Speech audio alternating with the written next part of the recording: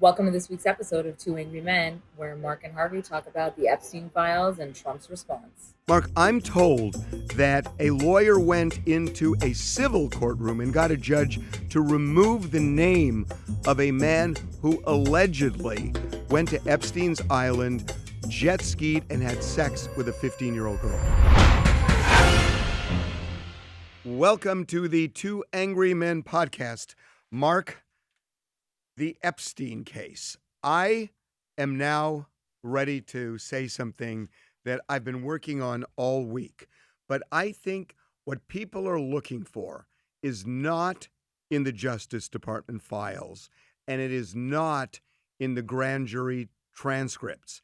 It is in civil cases that were filed against Ghislaine Maxwell and Jeffrey Epstein. Do you agree? Well, to a degree.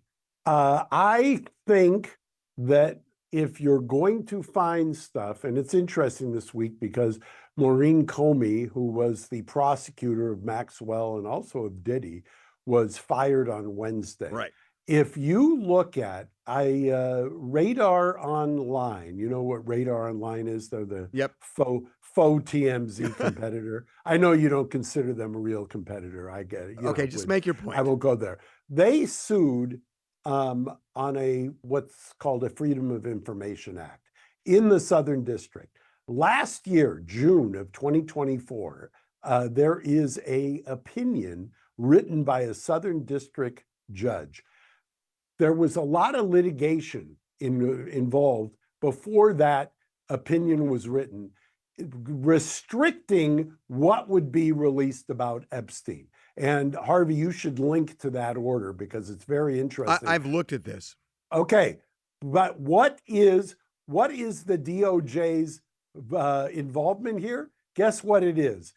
Maureen Comey's declaration as to why things can't be revealed. That's in a civil FOIA action, along with a gentleman, I believe it's a gentleman named Seidel from the FBI. Right. If you read that 20 some odd page order, opinion, whatever you want to call it, that gives you kind of a roadmap as to what's happening here. So why don't you summarize that, and then I want to tell you why I'm saying this about the civil cases. Well, because this is also that FOIA request is a civil case. What is being invoked in that FOIA request is the specter of criminal investigation, the specter of if Maxwell's case gets reversed, the specter, all of that criminal stuff that is so often they invoke in civil cases. And if you take a look at that, and then I'm going to guess where you're going to go.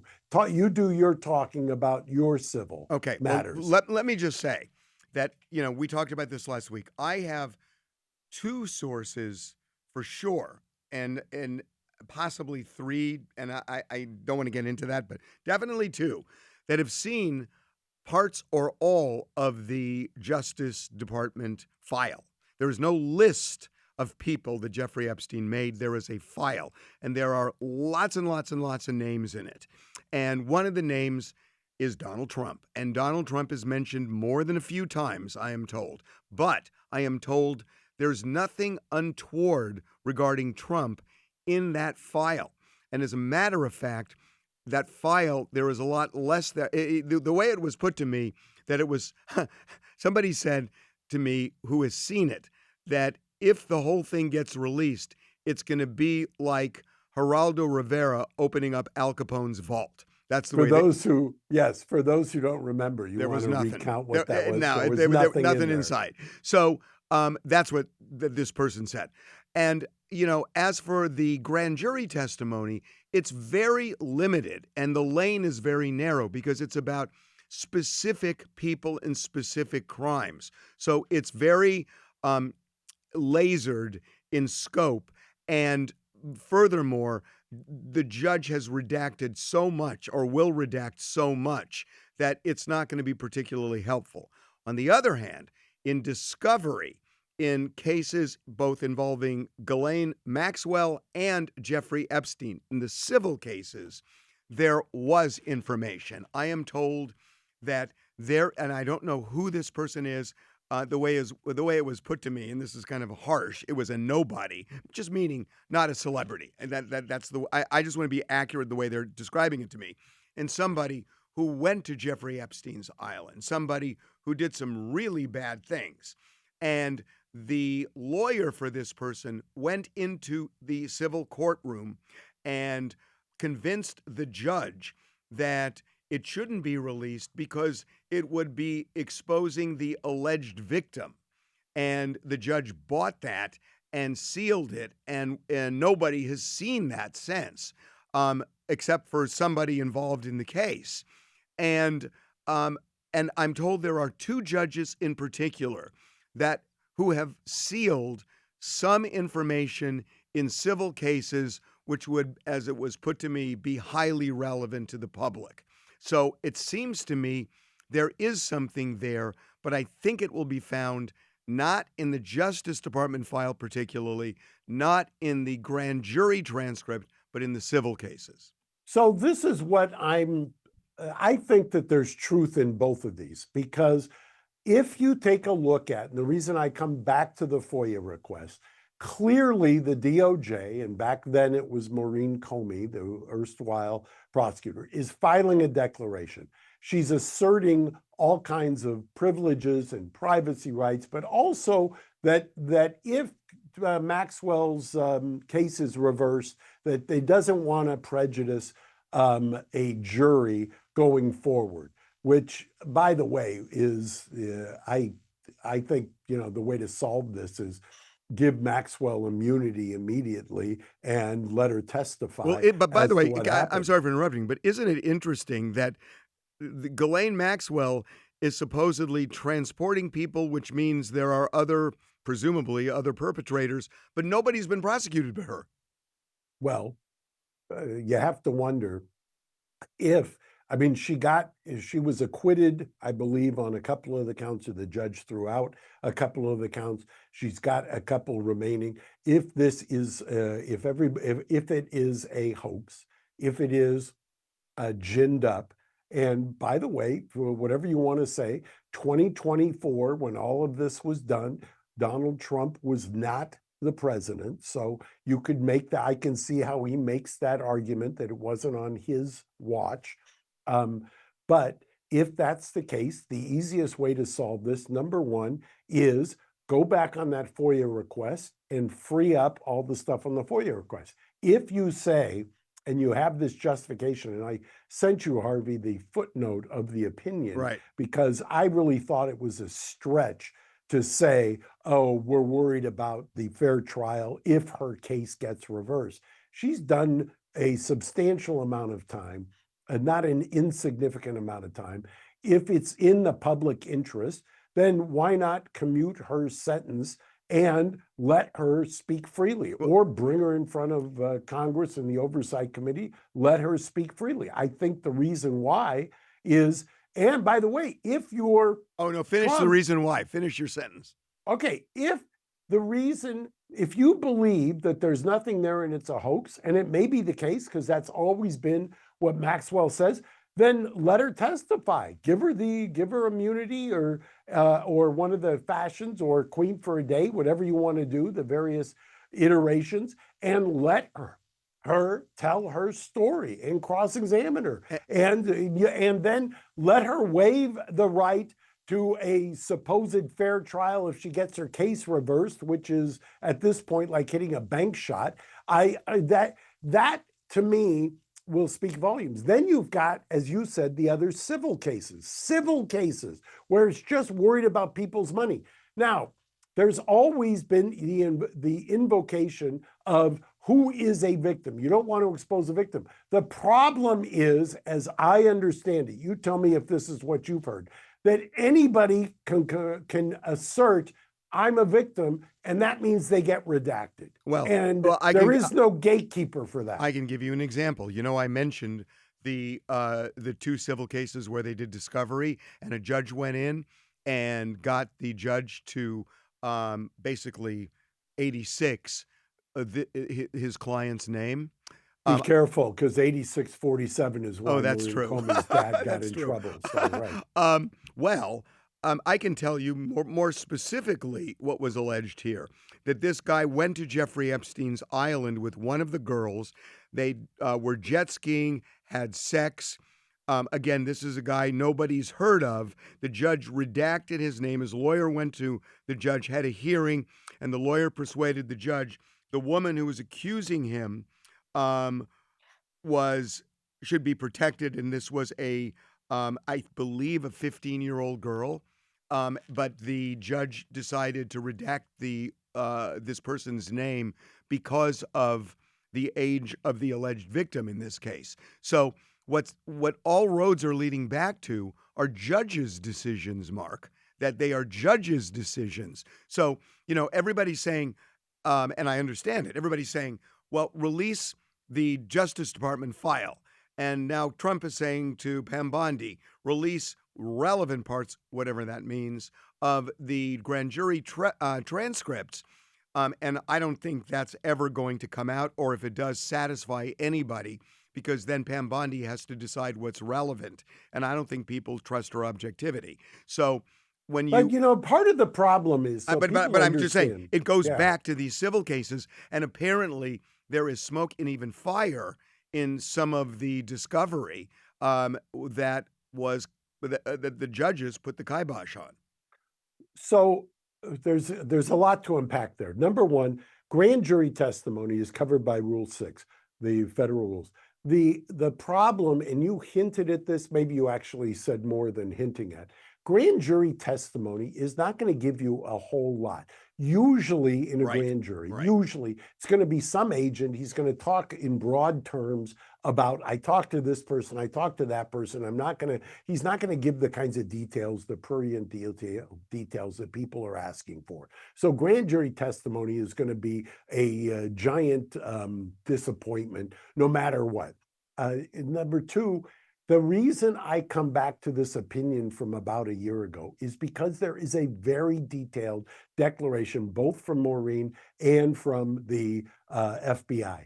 They have categories of documents. If you take a look at the opinion, they kind of list all of the various categories. They assert the various privileges as to that. If you wanted, and that's in a civil matter, if you wanted to show that all of this was much ado about nothing, it would seem to me that what you would say is, okay, it was a real stretch for us to have asserted the privilege at that point, given everything a year ago that was going on. But right now, the stretch is really to the point where it's the elasticity is broken, and you could waive the privilege there and reveal all of the FOIA documents. And there's tens of thousands of documents. And I'm not making that up. Read the opinion, which I'm sure you'll link in this podcast.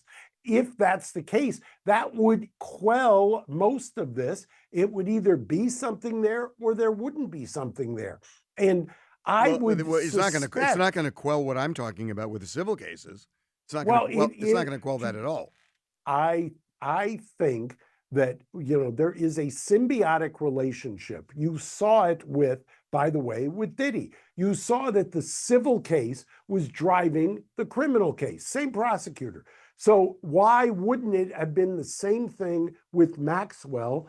And why wouldn't all of the civil cases have been driving the criminal case in that as well? And if that's the case, you don't think that the prosecutors are getting the civil files? Well, I think the prosecutors have all of the civil files. I am just told that the case that I mentioned to you about the man with a 15-year-old girl on Correct. Epstein's island who was jet skiing with her and had sex with her, allegedly, who got his name redacted out of that file because the lawyer convinced the judge to protect the alleged victim, that the U.S. attorney never saw it because it was eliminated from the file.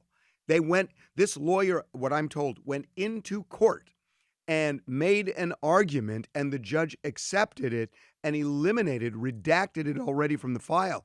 So based on what I know, the feds do not have that information as an example in their file. Let me tell you that to me strains credibility. And the reason why is the only way that somebody logically could make the argument that you have to redact the name of the so-called perpetrator to cover the victim is if there was some filing somewhere on behalf of the Jane Doe victim I against understand the that. perpetrator. I understand that. And I know that is protocol. I am telling you, I have talked to somebody who was involved professionally in one of these cases. And the lawyer came in, and I cannot explain to you why it doesn't appear on a docket, or frankly, maybe it does, but it just doesn't. It's not like a smoking gun or with neon lights saying, look at me, but that somehow. I don't that I mean, makes I've got the zero name. sense. Remember, the civil cases are the ground zero of the civil cases is the Southern District of New York.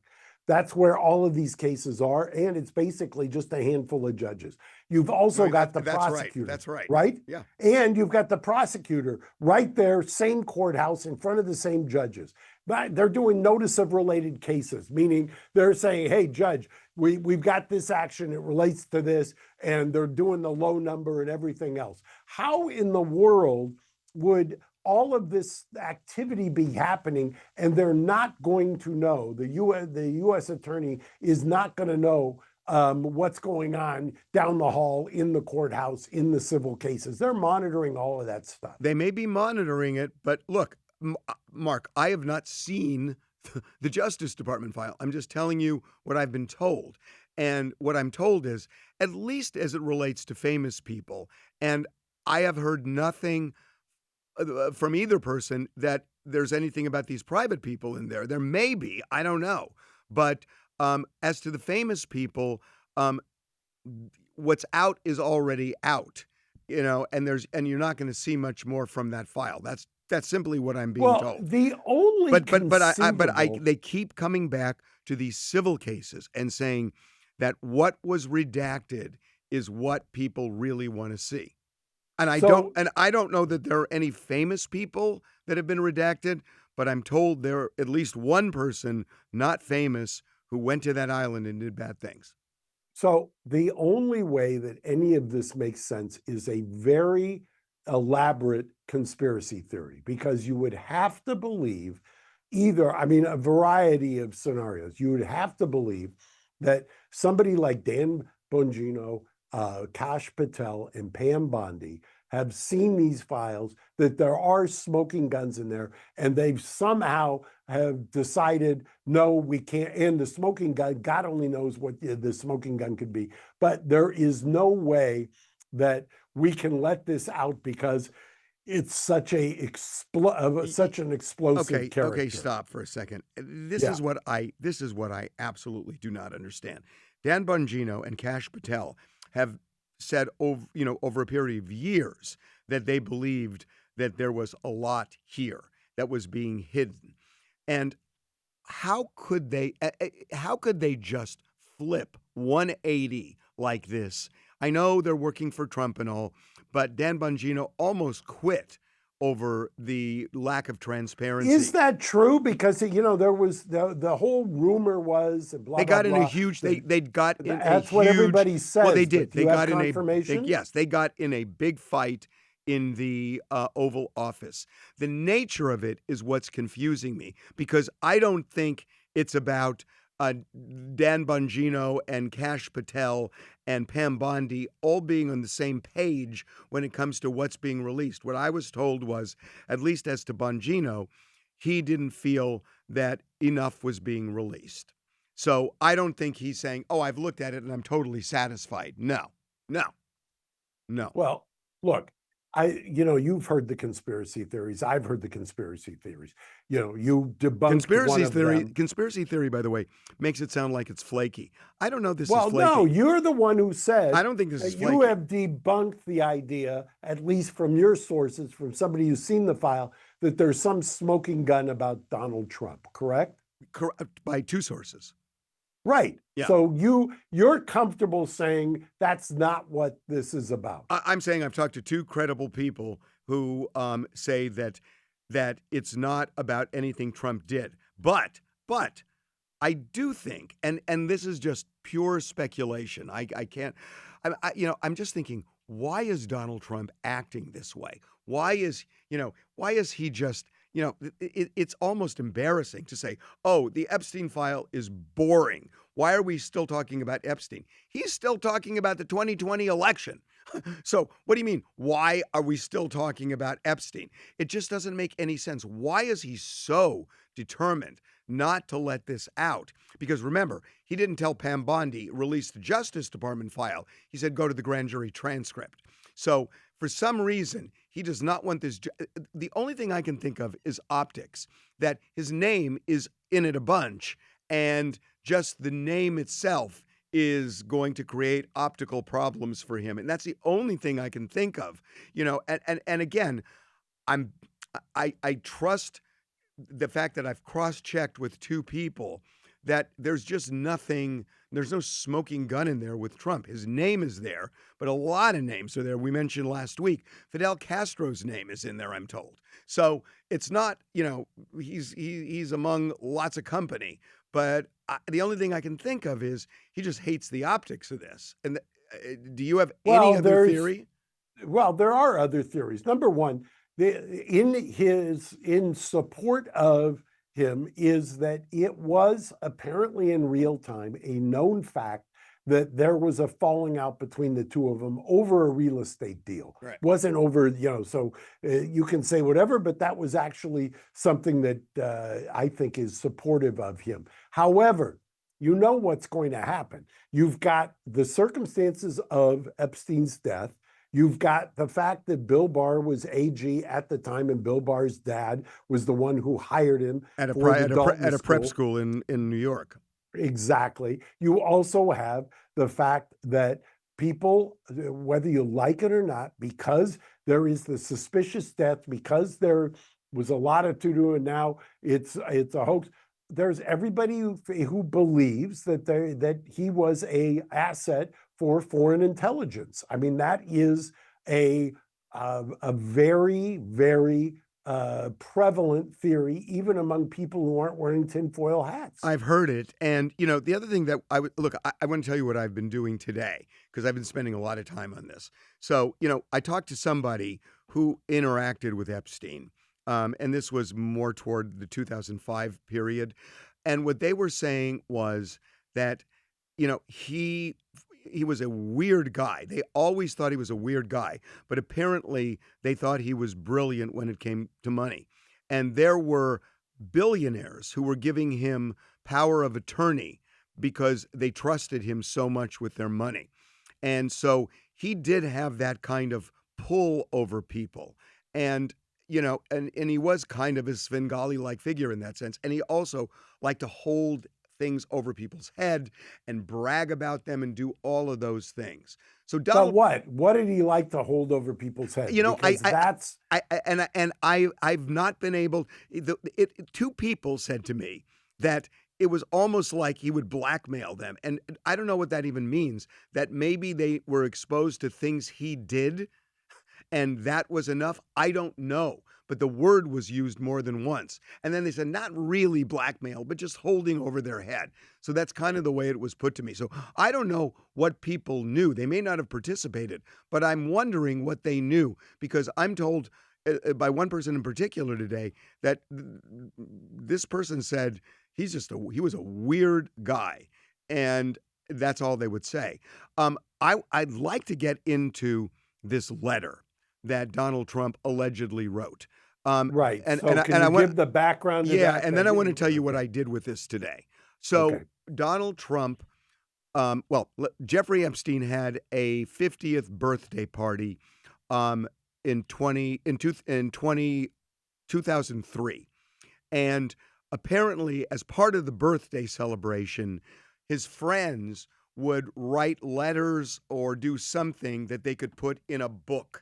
Sort of 50th birthday book. Memorabilia, kind of a party favor. So Donald Trump, according to the Wall Street Journal, he wrote a letter to Epstein, and the letter included a drawing of a nude woman with his signature over her private parts, and then wrote a really creepy, eerie, even suspicious, kind of fictitious, kind of back and forth between Epstein and Trump himself. Yeah, it said something about a secret or Yeah, a each day we hold a wonderful secret.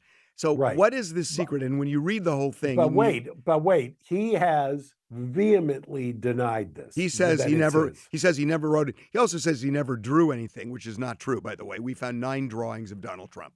So yes, he's drawn, and that's not true. But did he draw it? Yeah, but he drew buildings. He wasn't drawing women that I'm aware of. Do you find silhouettes of mud flap girls drawn by him?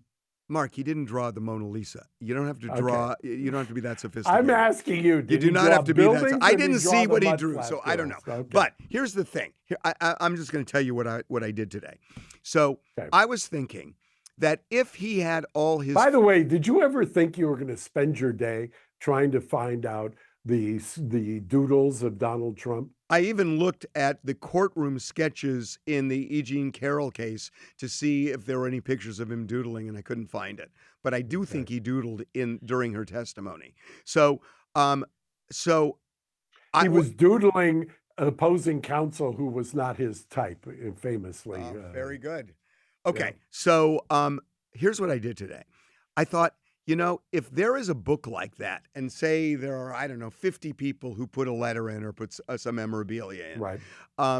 That they may have had a party, and they may have taken the book and kind of put it on a pedestal. On a pedestal, right? Like where you people do at can look at parties, it, right?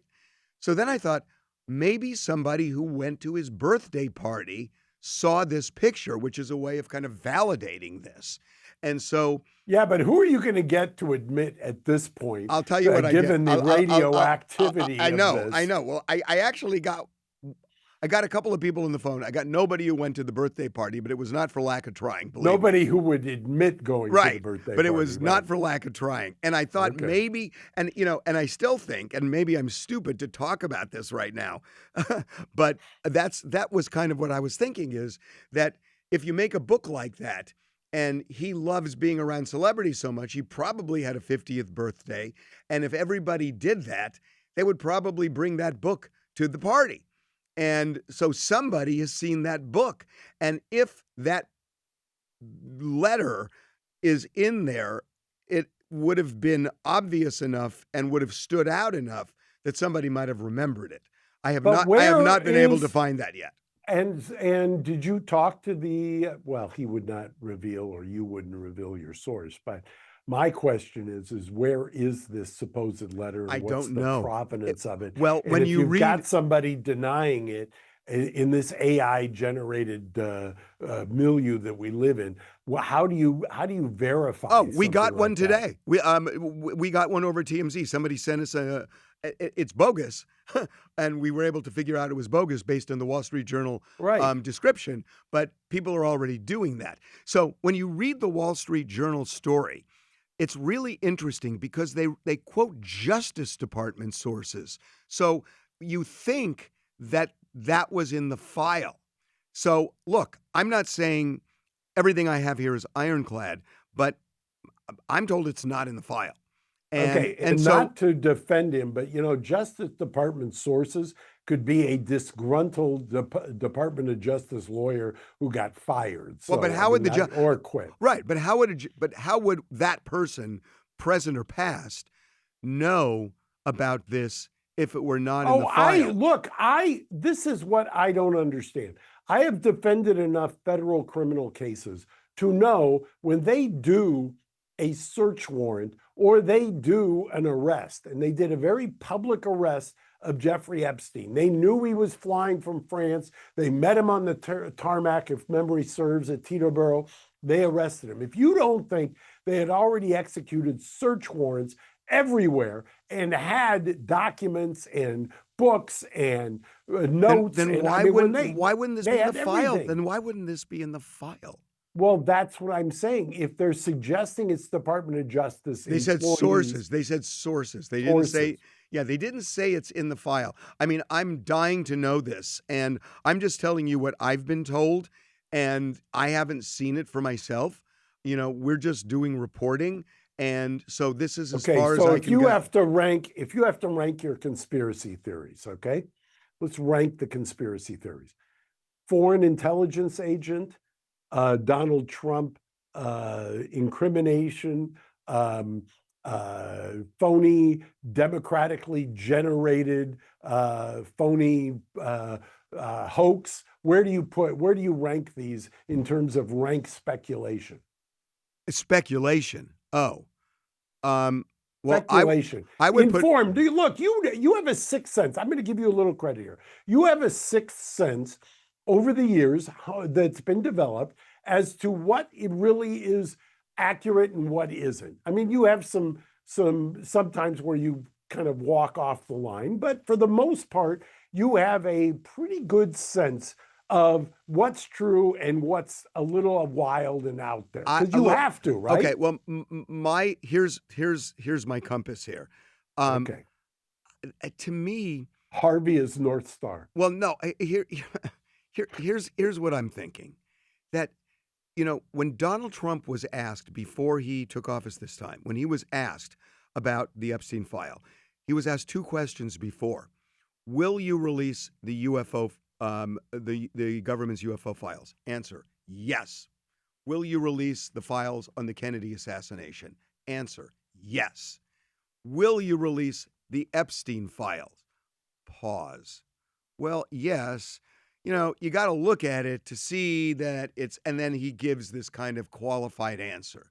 So even back then, it felt like a nervous response in the, in the context of the, what you will release, where the other two were instant and yes and unequivocal. And he was not unequivocal when it came to the Epstein file. So you could just feel and hear that it was different. And that's why I feel like at this point, and I can't tell you why Biden didn't.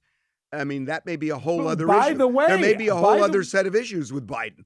But by the way, do you really believe that DOJ in 2024 in June and prior to that, why are they going to the extent of filing declarations both from the U.S. Attorney and from the FBI to not release freedom of information? If you think they're trying to preserve Maxwell's right to a fair trial, that's ridiculous. That's ridiculous. That's the conspiracy theory that I don't buy. Ridiculous. Yeah, that's ridiculous.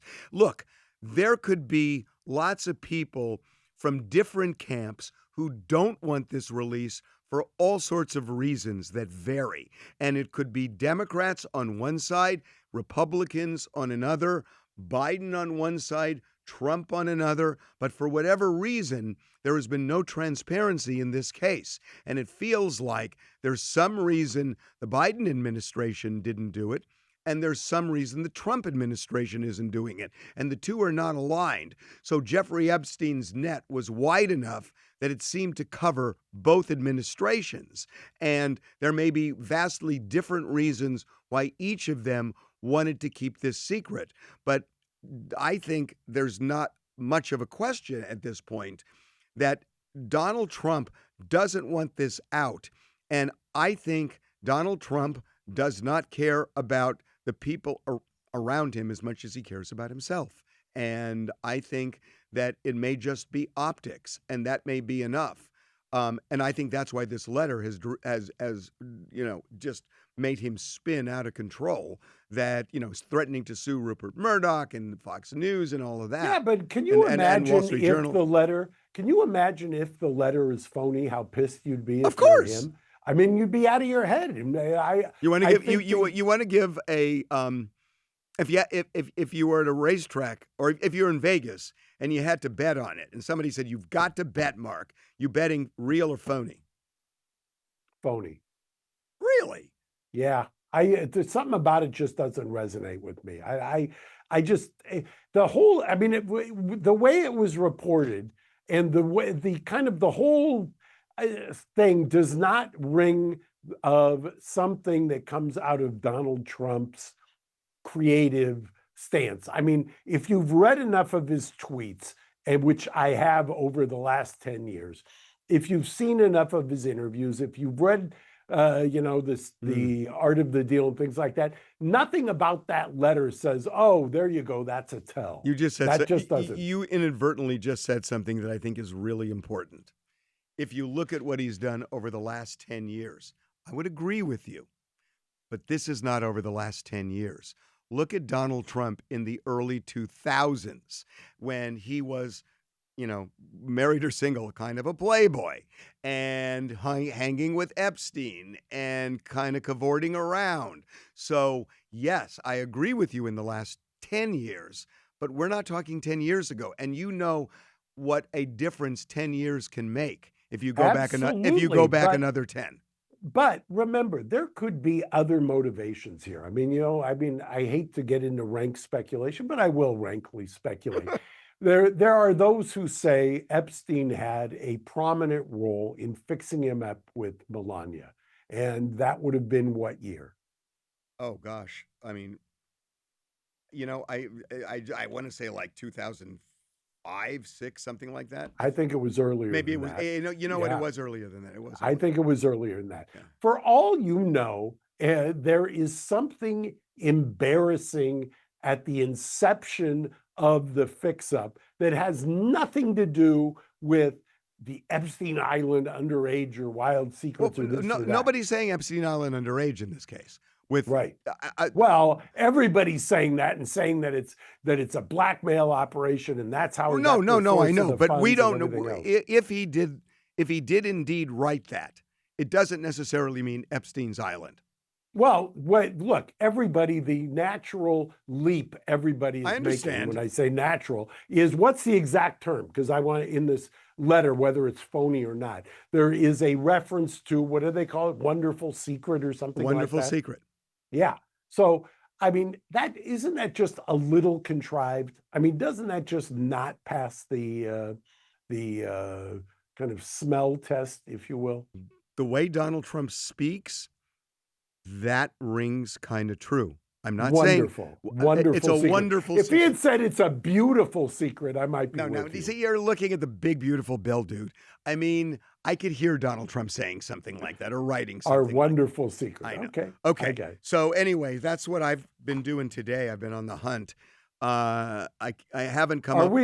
Are we going to do a midweek if you actually find somebody who's going to? Because I haven't yet. You're on the hunt. I've talked to people.